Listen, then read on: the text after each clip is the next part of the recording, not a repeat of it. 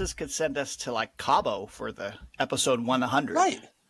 Or we Timberline. could just expense it. Let's just expense it. Or Timberline. That would be great. They won't even notice. We'll just submit the expenses and say it's it has to happen. A night at Timberline, I heard the hot tub has been redone, or the pool up there. I don't know if I should hang out in a hot tub with my coworkers. That's a little odd.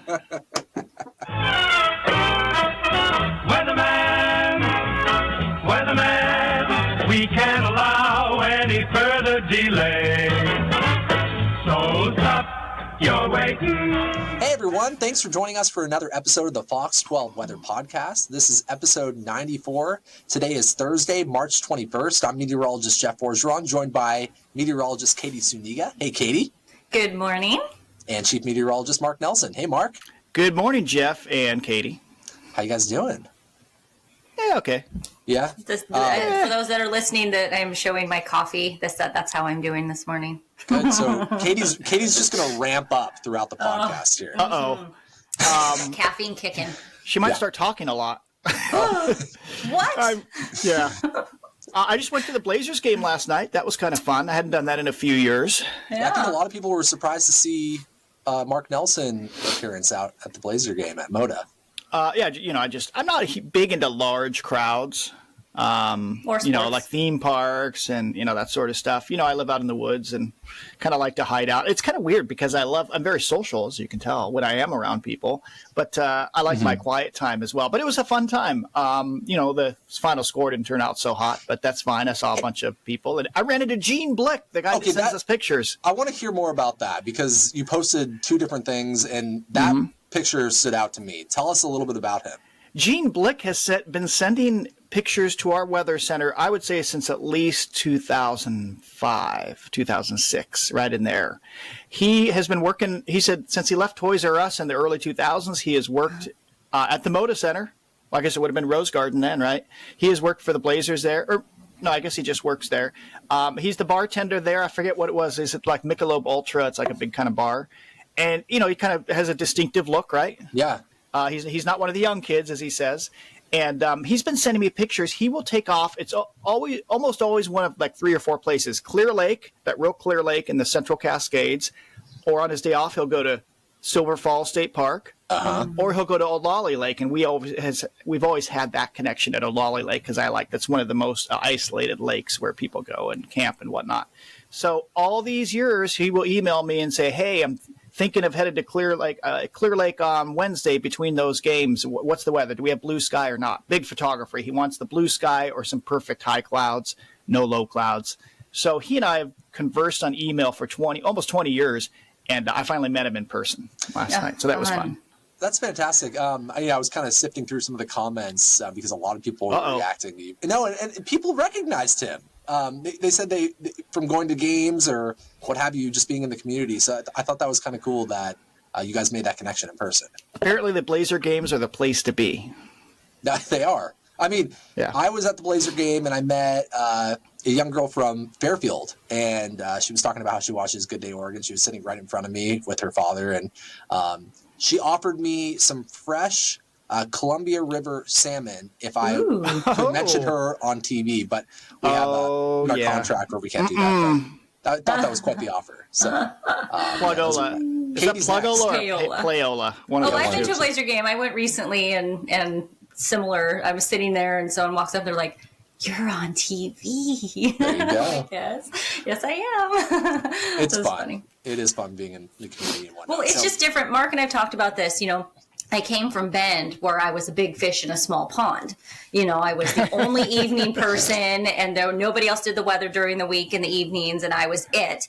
And my husband and I used to have to plan time when we would go out to dinner or grocery shopping to talk with people because smaller community, only weather person. So it's been a shift here where we have multiple stations, multiple people in the evening. I'm changing shifts all the time. So, it's just not as consistent. So it's now that I've been here a year, it's starting to kick in. I'm starting to get stopped more. I was on a flight recently and 3 people, as they were walking down the aisle, stopped and pointed at me as they were getting to their seat. And so it's starting to ramp up for me a little now. That's good. Nice. That's a good sign. Okay, so let's get right into it here. So spring is underway. Some would argue it started this week. Some would argue it started at the beginning of the month. Mark posted about this, and I thought let's bring the debate back into the Fox 12 Weather Podcast. Sure. We'll go over that. We just went through quite the stretch of March heat in quotes there, because some would not probably consider that heat, but it was pretty toasty. So we'll go over those numbers. Back to reality, of course. We're back into our cool, wet pattern, which is more typical for late March. So we'll talk about the forecast. And we could have some active weather coming in midweek of next week. And what I mean by that is maybe an uptick in the rain, the mountain snow, the wind, and then we'll kind of go over some stats with our mountain snowpack. So here we go. It is officially astronomical spring. That differs from meteorological spring.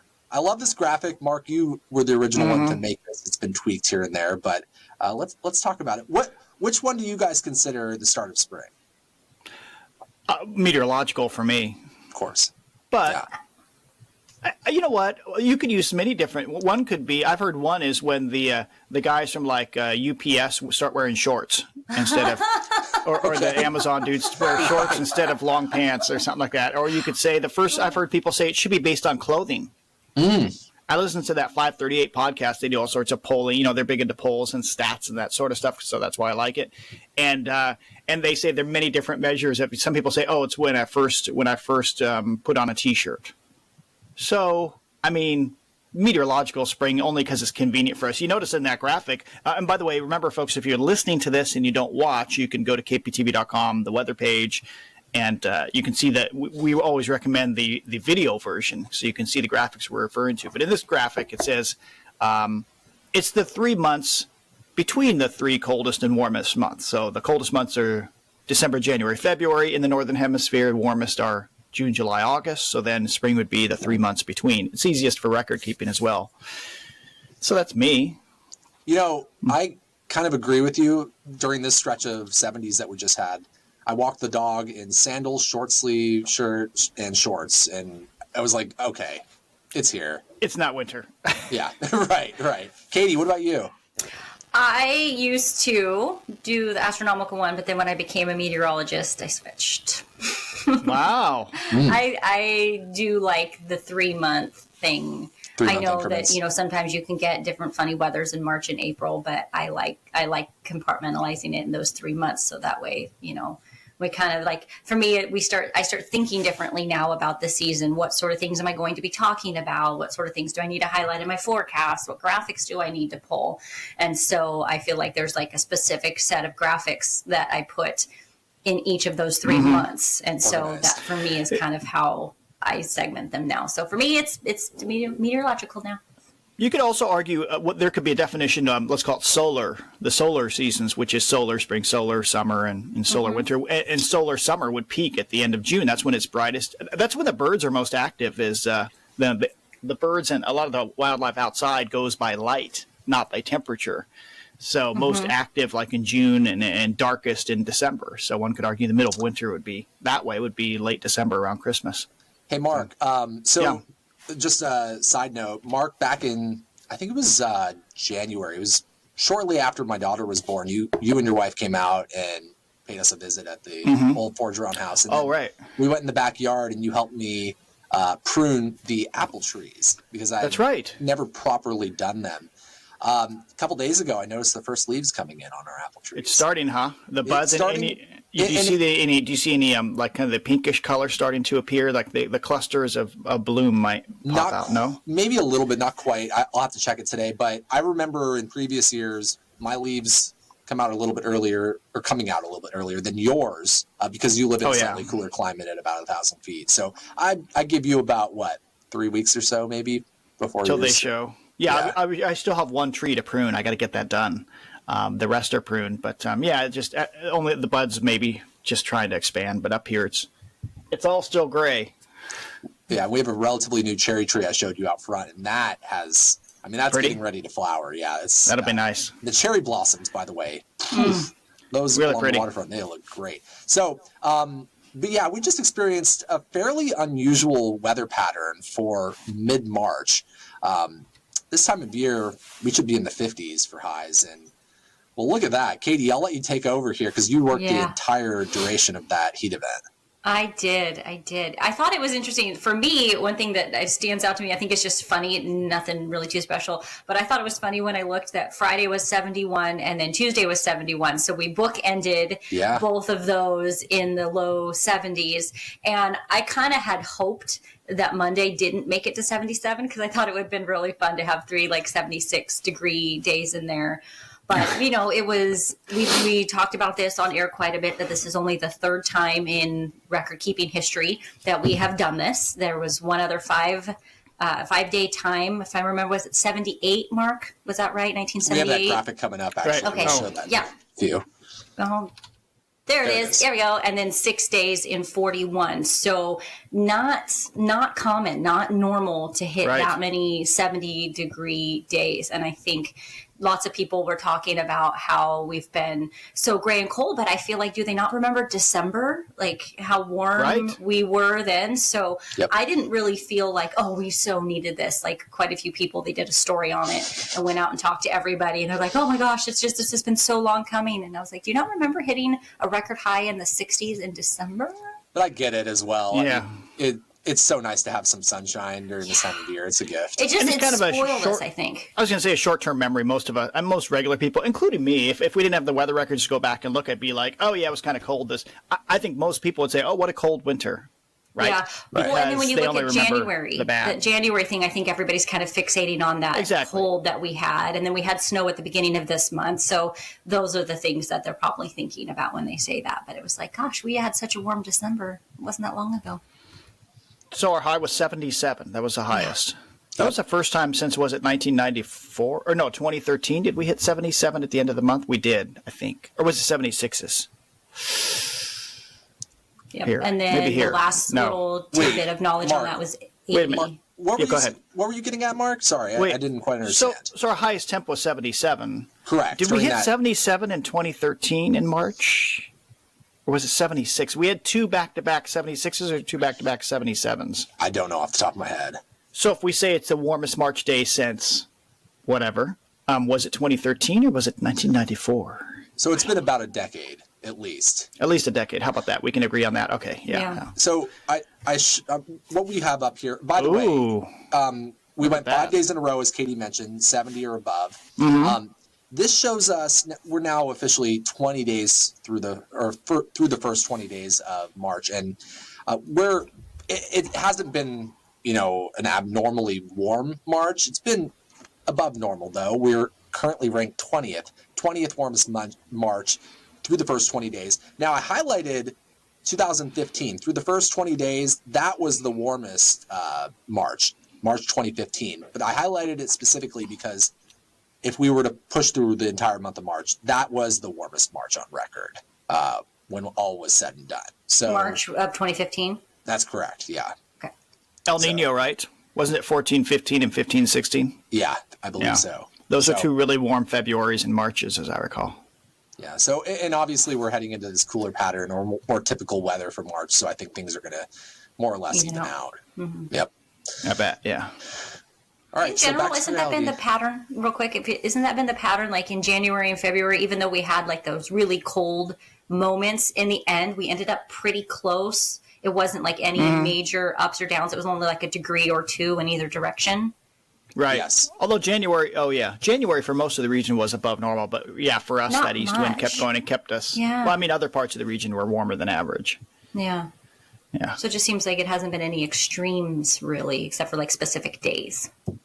Yeah, you mean entire months warm or cold, you mean, right? Yeah. Okay, so obviously at this point, you're watching the podcast. This tends to air on Fridays on Fox 12 Now, so you might be watching it on Fox 12 Now or a day or 2 after at 2 we p.m. record this. Yeah.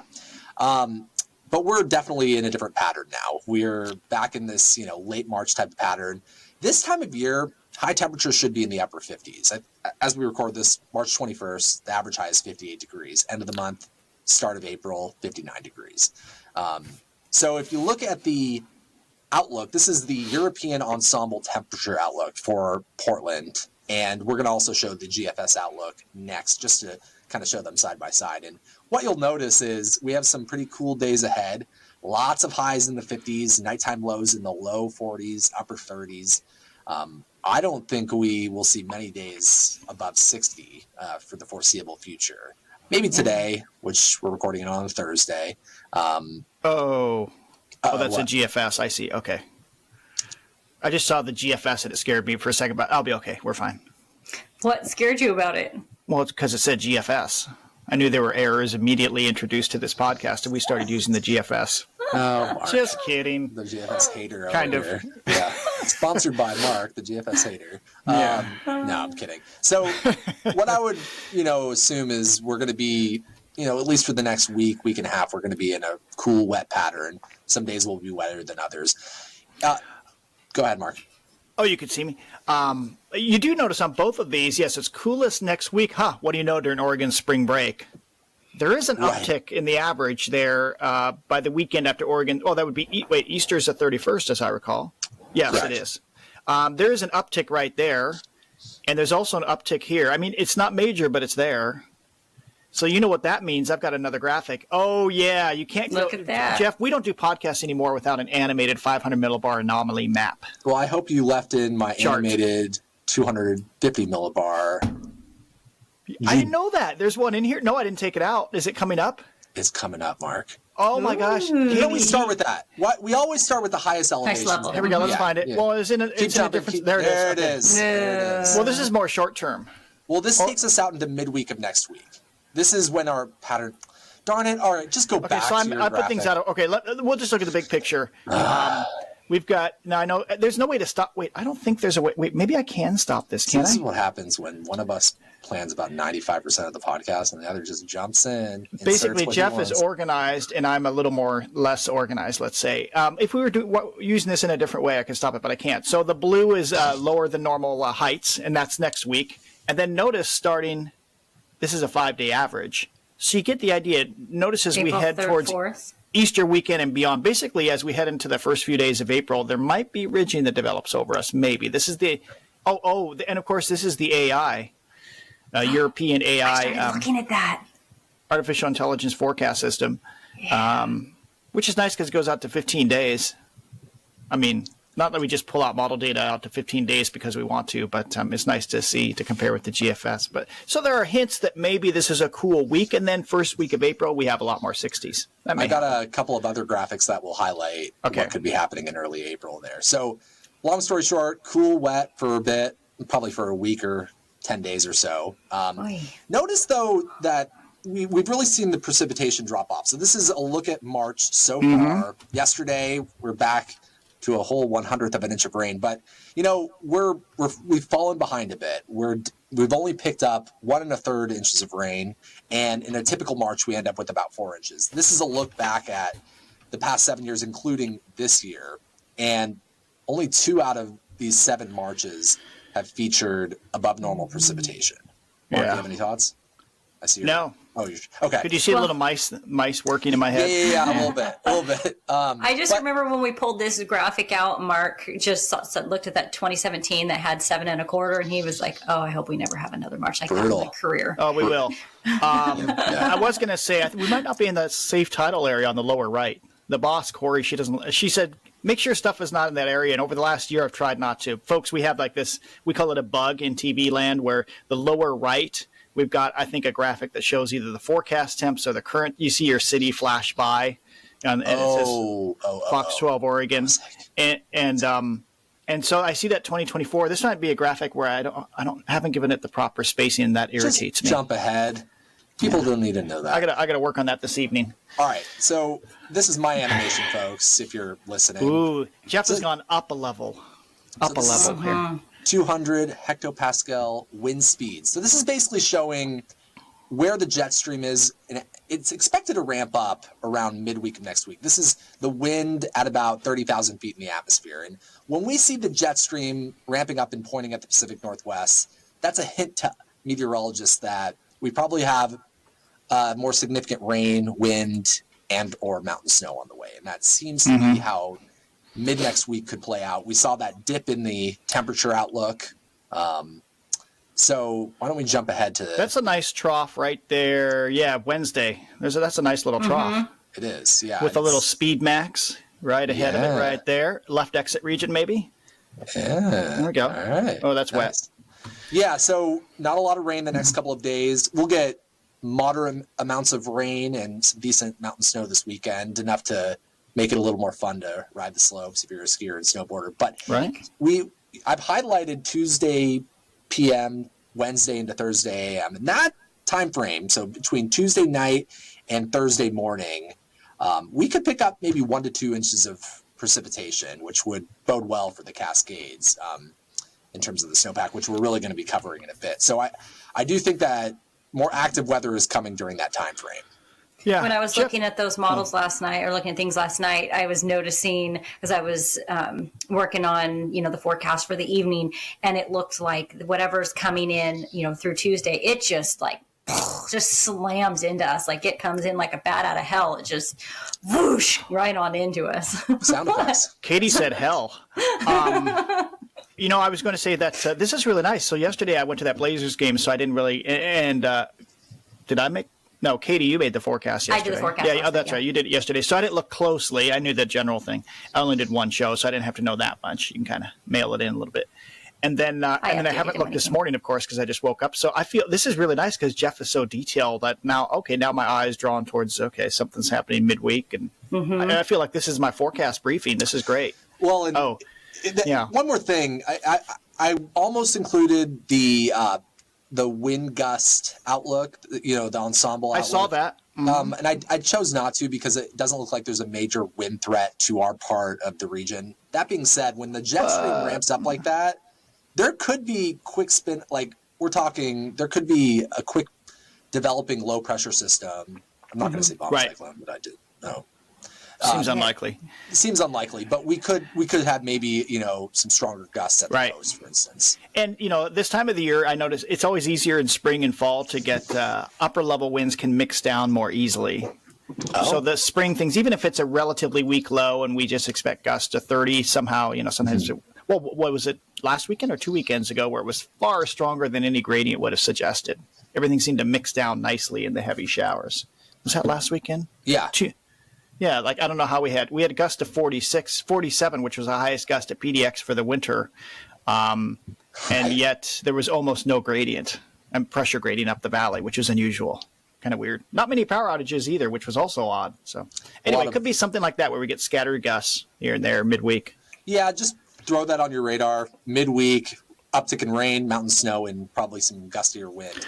This shows the 24-hour precipitation or quantitative precipitation outlook. And what you'll notice up above, those are on each ensemble member. This is the GFS. We also have the Euro.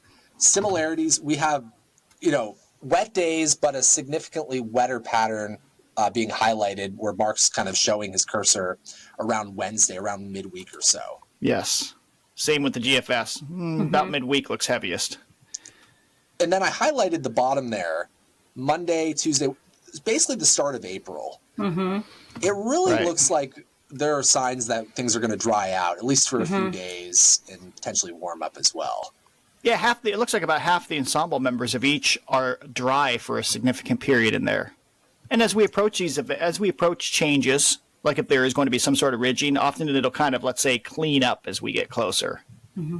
Like that big dry spell we had where we just had 6 days of dry weather, there were strong hints like this, it was going to be drier. And then as we got closer, more and more ensemble members went dry. By the way, they all clue in. We could have wild card days. Like an ensemble member 10 days out might say, yeah, we're only going to hit 60, but we have a sunnier day than expected. It could hit 65 easily. Yeah. So, right. All right. So mountain snowpack is actually in pretty good shape. So I wanted to highlight, first off. This was you, Jeff? You went snowboarding in the White River Canyon? No, it's Gary Peterson. I'm sorry. It wasn't you. I thought it was you out there. By the way, Gary Peterson, he is a photographer for Ski Bowl. So he does a lot of the professional photography up there. He's also I believe he's an avid snowboarder, if I'm not mistaken. But is that him? No, he was taking a photo of somebody of like a friend there. Yeah, if you look really closely in the center of the screen, you can see a snowboarder. Look at that. Sure, it's a snowboarder right there. Mark, have you ever skied in the White River Canyon? I didn't know people ski or snowboard in the White River Canyon. I've never heard of that, but It I'm must not. be, I mean, come on, I'm backcountry 54, type of so thing. I'm not really clued into the 20-something, 30-something crowd. You know. Really quick, one more shout out to Gary. Gary just defeated pancreatic cancer. Really? I've been following his journey, and he has had a lot of support. So, if Gary, if you listen to our podcast, congratulations, and that's a hard it's one. great to see him back up on the mountain doing his thing. Yeah. And he's on social media, and he sends in great photos. By the way, if you get any photos like this, we want to see them. We want to include them on the podcast or on one of our newscasts. But you have to go to either one of our apps and submit them, or kptv.com/weather, and you'll see a place to submit photos. And why would that be, Jeff? Copyright purposes, yeah. Yes. I don't know if we may have talked about this on the podcast recently. I forget. But it was at a different weather meeting. So we just, all the corporations, TV station corporations have really clamped down on, like, we don't just go grab a picture off the internet and show it. We get sued. There's even automated apps that are looking for pictures to sue or to settle and make money off of that. So we have to be extremely careful now. We can't just grab a picture. There are lawyers out there that is their job. Yep. To find those, and that was part of our training. They have automation helping them. Yeah. All right, so this is the state of our mountain snowpack. Darn it, I forgot to include Washington's mountain snowpack. I knew I forgot something here, but most of the state is in good shape right now. I assume Washington is not in the best of shapes. Not as good, but it's okay. It's so good because, I've been watching these for years, being on the other side of the mountain, to see that upper Deschutes basin at 105%. Like, I've just, because we were always talking about that basin is what mainly fed, our demographic that we went to. And I don't think I've seen it like that in the last 7 years. It's great news. It's wonderful. And for an El Nino March, really good. Very good. Yeah, because typically in an El Nino year, we tend to see a below normal snowpack. Snowpack tends to suffer. I'll tell you this, just looking at the top of Ski Bowl from our camera, everything's still smooth looking. There's enough snow that we don't have a whole bunch of rocks sticking out in mid-March, and that's really good. Most El Nino years, it'd be pretty. We have some rocks sticking out up there, so that's really good stuff. So wanted to show you a few different graphics. We're going to kind of focus in on the Hood, Sandy Lower Deschutes region. All right. Now, you're going to see a few different colors here, red, yellow, green, and a couple of different blues. The blues are the zone or the area highlighted by above normal snowpack, and the red, yellow, below normal snowpack. That black line that Mark's cursor is on, that's roughly where our mountain snowpack is in snow water equivalent. So if you were to melt down the snow to water, that tells us where we are compared to where we should be. And we're technically in the green if you take it all the way to where that black line ends. At the bottom, you can see the timeline. Now, that green check, or not green check mark, the green line X. Well, the green X. Oh, yes. That's neat. That's March 30th. That's roughly when the snowpack peaks. That's when we typically see on average. On average, yeah, over the past 30 years at least. And the green line represents the median snowpack, and we're right around where we should be. So pretty close. We're considering we're in an El Nino year. This is decent, and we do have more mountain snow coming, which we're going to highlight in a bit. So we'll probably see that jump up a bit. But Jeff, I was going to say, each year is different, right? I mean, very rarely do we follow the green average line up throughout the season and then gradually drop off. It's, usually these ups and downs, but you can see, look at how we were, the greenest average, remember, January 1st. Oh my gosh. Remember how terrible it was? The worst ever on Mount Hood at the first 3 days of January. And then that 9 days brought us above average. Wow. And then really kind of lackadaisical all the way until late February, really weak. Look how, we pretty much stayed the same from mid-January to the end of February, and then that second huge boost. And so we had 2 big weeks this year that did it. Isn't that something we talked about when we were going into the El Nino, of how late season was when we were talking? I think I remember us talking about that, how, I wish I could see those graphics where we talked about December, January not being that good, and then we might get a big event in the spring and stuff, and that's pretty much exactly sometimes, what we've seen. Yeah. And I see, Jeff, on the second graphic here, you've added what it did last year. Right. Last year, purple. That was our third straight La Nina year. And La Nina years tend to bring us higher snowpack or better snowpack numbers. And look at April, end of March, early April. I remember it was cold. Wow. It was really good spring skiing last year. Dang. Yeah, and then it melted more rapidly than normal because May was the warmest on record here. So I think that was right. Yeah, remember we had the 90s in May last year? Mm-hmm. Look at that drop off too, faster than normal. Huh. So I just wanted to kind of show that comparison. Interesting. One more. So the orange line has been added here. Oh my gosh, how many lines do we got here? So we just have 3. So by the way, let me point out one more thing. The very top line, the blue here, that's the highest ever on any one date. That doesn't mean 1 year was exactly like this. It means on any one date, that's the highest it has ever been. So you can see the massive years up there. Okay. So the orange line represents 2019, basically 2018, 2019 snowpack. And this was the last time that we were exiting an El Nino year. And I assume that this year, we're seeing strong signs or signals that we're going to be heading into a La Nina next year. So this is a good comparison to what was similar year rather. And boy, look at how close the snowpack was. Interesting. Mm-hmm. I mean, the pops up at different times, but you do get the big jumps. Yeah, there was the kind of gradual, and that was an okay, Christmas break. But then look at that big jump. That was late. Oh, I remember that. That was that. Jeff, that's a year you showed up here. It is. When we had the really cold February and the cold early March. Exactly. And you know what? Yeah. I wanted to bring up something that I remember that year, Mark and Katie. So I arrived this month 5 years ago, March 2019. All right. So obviously that summer was my first full summer here. What happened? That was the last summer that we stayed below 100 degrees at PDX.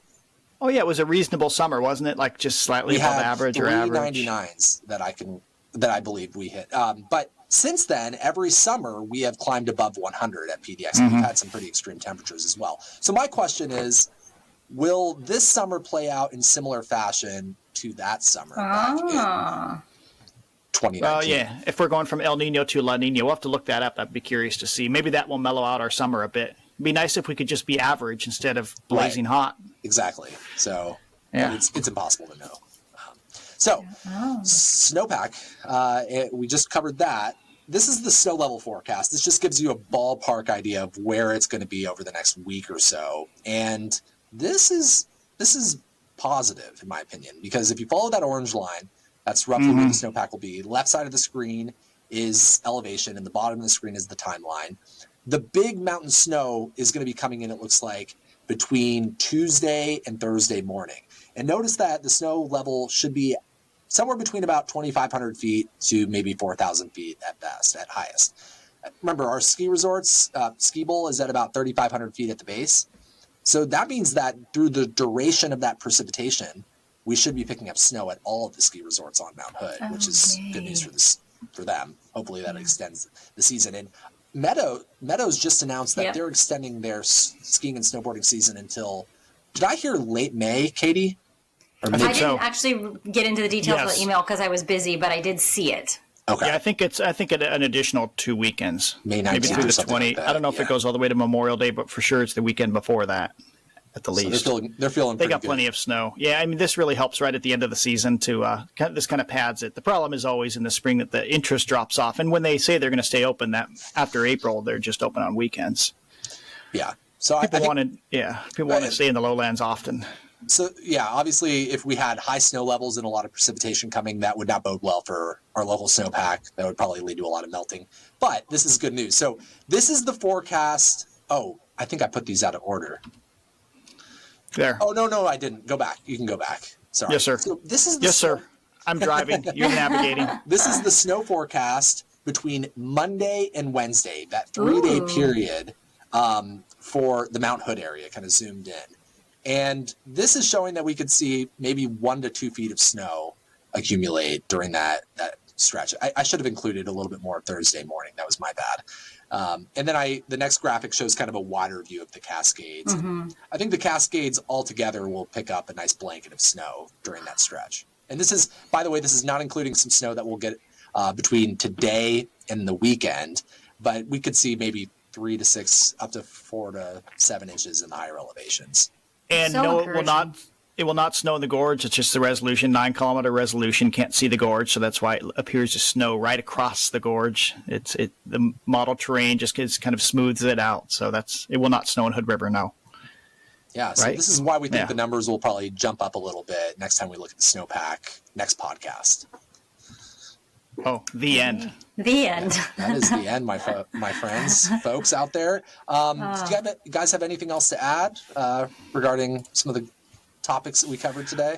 Jeff, I think this was like the fullest content podcast we've had in a while. I feel it's like you can tell Jeff had an hour off and just really plunged right into it. So that's good stuff. Normally, this had full of meat. This was like a full steak dinner. This wasn't just a quick little and it makes nugget. up for last week's microphone. Yeah, Jeff, debacle. did you see last week's? We had some issues. I heard about it. I get on. Listen, but now I kind of want to go back and check it out. You have to watch it. You can't just listen. You have to watch it because of Camilla and the way that she handled the whole speaker microphone thing was just so entertaining. Sure was. Okay, well. Katie just teased you back to a previous podcast, so there you go, everybody. It did not have the content. If you want the content, this one's your podcast. If you want entertainment, go back to last week. All right. Well, we always appreciate you joining us here on the Fox 12 Weather Podcast, and take advantage of the dry moments. We're not going to have many over the next week and a half, but it looks like things are going to be improving late in the month or heading into early April. Have a good one. We'll talk to you soon. So stop your waiting and hesitating and tell us